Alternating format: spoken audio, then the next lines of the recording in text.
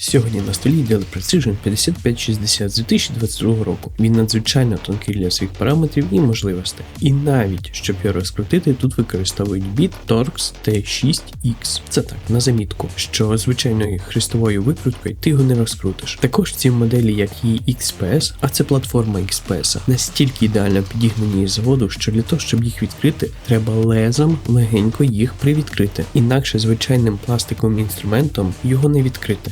Говорю уже з досвіду. На що страждають ці моделі? Батарея, динаміки і перегрів. А з перегрівом приходить проблема із живленням і, відповідно, зіпсована материнка. Перед початком любих робіт відключаємо батарею. Охолодження представлено двома тонкими вентиляторами і двома такими ж тонкими трубками. Міняємо термопасту не один раз в рік, а я порадив міняти кожні півроку. Коли будемо говорити про температури, то зрозумієш чому. Розмір термопадів і їх товщини виведені на екран і будуть в телеграм-каналі. Як на мене, також одною з вад є те, що модуль Wi-Fi розпаяний на материнській платі. В разі виходу його із стану це здороження його заміни. Материнська плата легко знімається з металевого каркасу, тому з цим проблем ні в кого не повинно бути. Головне не забути викрутити всі гвинти. Окремо мені сподобалося, що порти USB-C окремо пригвинчені металевим фіксатором, який не дозволяє, щоб їх вирвало. Чому ж батарея є проблематичною? Згідно зі специфікацією на 5560 доступно два типи батарей: 55,6 Вт-годин маркування 8FCTC і 86 Вт-годин маркування 69KF2. Сама ж конструктивна особливість цієї моделі, що головна батарея виконує роль маленької батареї CMOS CR2032, на яку в цій моделі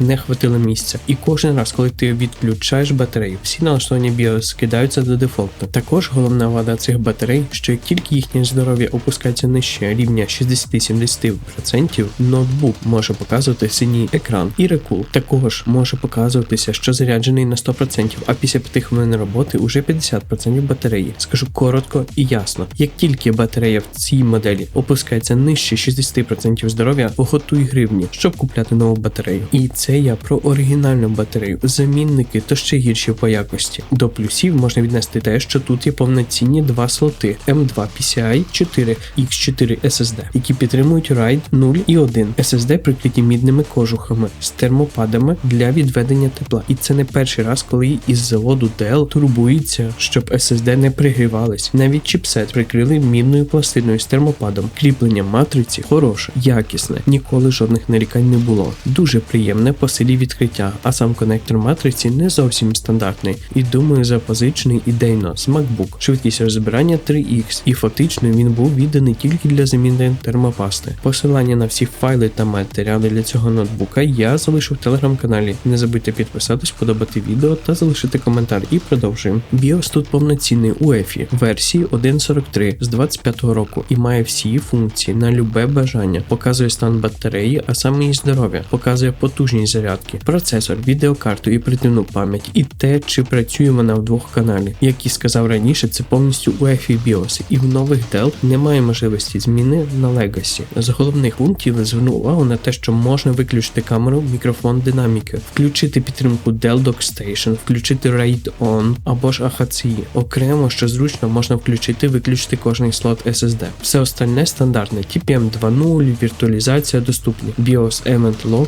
слухняно записує всі помилки. Перебут на F12 дозволяє зробити RAID, обновити BIOS. І Dell Diagnostic повноцінний, дозволяє перевірити окремо кожен компонент. Надзвичайно корисна і проста річ для користувача. Специфікація модифікації P5560 досить базова. У них використовують в основному процесори Intel 11 покоління, список яких виведено на екрані. Міняєш материнську плату і відповідно міняєш процесор, інакше ніяк. Мій i7 11850H має ніби TDP 45 Вт, але стабільно працює на 80 Вт. Про це поговоримо в розділі тестів. Поки переглядаємо ці технічні характеристики, то скажу дві головні тези. По-перше, це те, що для такого тонкого корпусу не пасують і 7, і 9 та Xeon. Самий кращий варіант так це на i5 та Nvidia T1200. Його продуктивність буде саме найближча до форм-фактора та температур. У всіх версіях процесорів товщина теплотрубок і вентилятори одинакові. По-друге, це те, що 4К матриця таки забирає частину продуктивності на себе і 16 ГБ оперативної пам'яті, то базова версія. Я б рекомендував 32 ГБ для версії з 4К, тоді зменшиться підлагування інтерфейсу. І сам тачскрін у версії звичайного ноутбука не 2 в 1,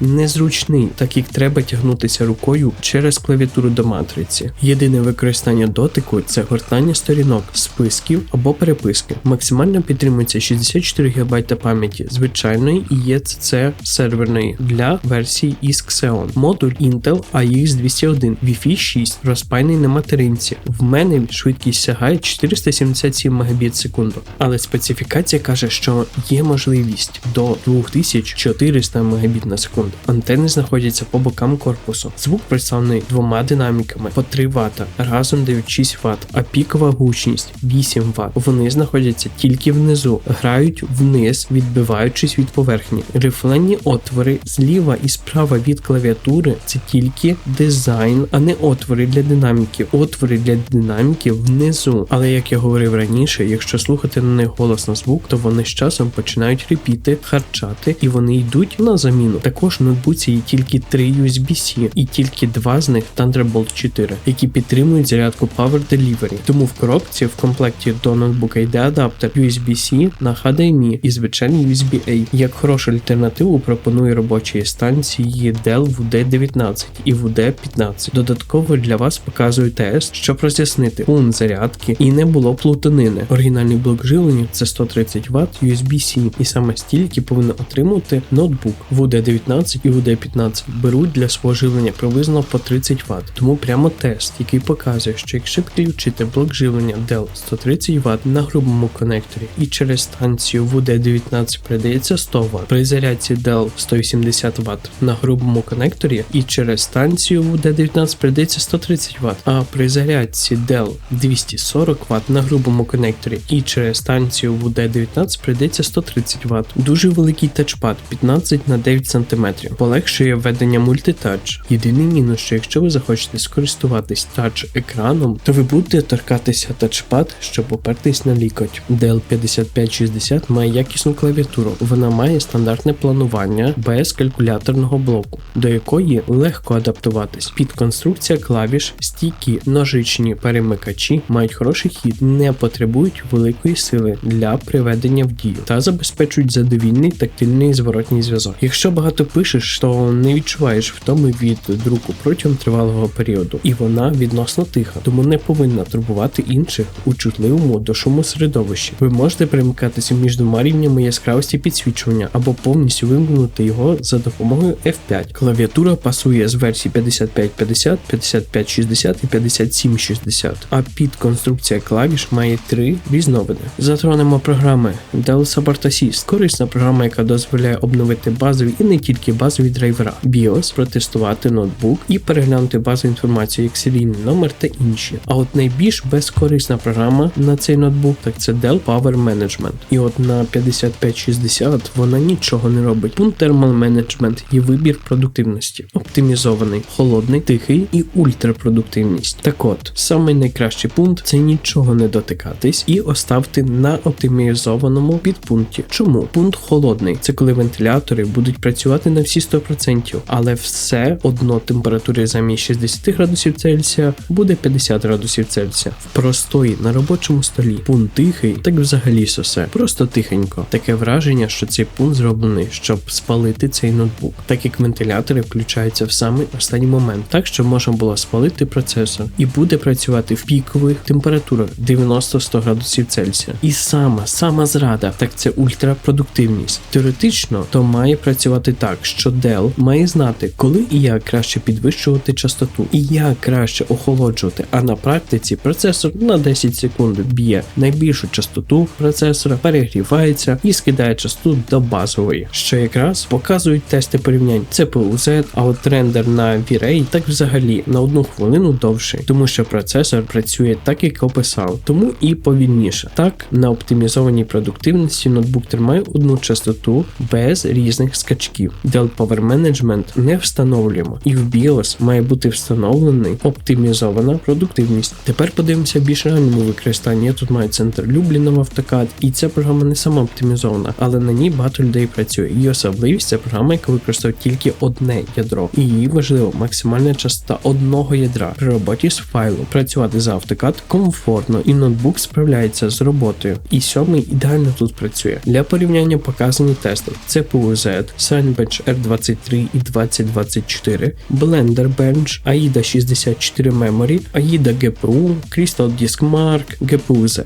Для ознайомлення. Відповідно, всі тести порівняння показують хорошу продуктивність для i7 11850H, але ноутбук в тестах і під час навантаження стабільно працює 80 Вт при 2.7 ГГц, при рендері і теплорежимі при 80-100 градусів Цельсія. І весь час, навіть при розмові в Teams, ви будете чути, як працюють вентилятори, а вони працюють практично весь час, так як Windows 11 навіть у фоні собі щось робить. Intel Graphics остання версія драйвера 32001, яку можна завантажити через Intel Support. Тут я хотів би звернути увагу на проблему з матрицею. Те, що вона 4К, а точніше UHD+, тобто 3840 на 2400 пікселів. І вся суть в тому, що не всі програми або їх установщики вміють масштабуватися до комфортного розширення, а також YouTube і всі програми орієнтовані на розширення 4К iPhone 3840 на 2160 пікселів. А так у тебе завжди будуть полоси, вертикальні або горизонтальні. Сам Dell продовжує використовувати той самий сенсор екрану Sharp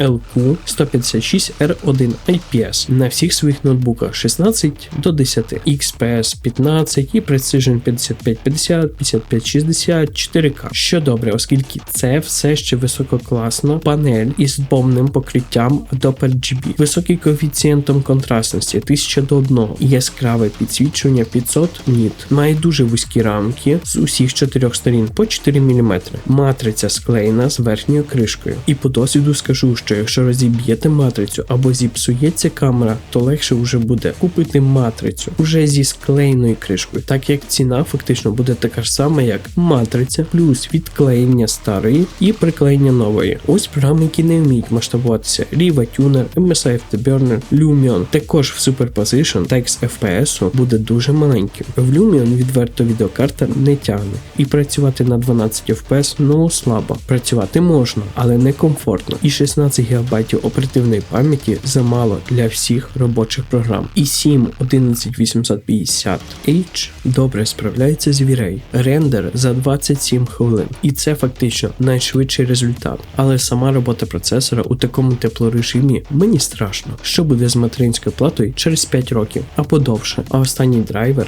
Nvidia 58108 Superposition відеокарти видає нормальний результат, як на 25 рік. Хватає для роботи і в іграх. Не тягне Cyberpunk в рідному розширенні 4К ні на високі, ні на середнє. Прийшлось зменшити розширення до Full HD і середніх налаштувань. І тільки тоді я побачив завітні 30 FPS. Мої роздуми. Я вибрав версію i5 11500H з графікою Quadro T1200, дисплеєм 1200p. Менший, матовий, не сенсорний дисплей, але OLED. Охолодження пасувало б до теплопакету процесора і відеокарти, і 16 ГБ оперативної пам'яті. Я також протестив ноутбук на 32 ГБ пам'яті, і це набагато краще, так як пропали зависання і такі мікролаги. Але в загальному я не можу рекомендувати цей ноутбук. Знаю, що є версія 5570 на 12 гені, але це таке ж логічне продовження лінійки. А Intel з 11 по 14 ген, гарячі камні. Підписуйтесь на YouTube, Telegram, Інсту, ставимо вподобайку, комент. Не соромтесь також питати про ноути та компи.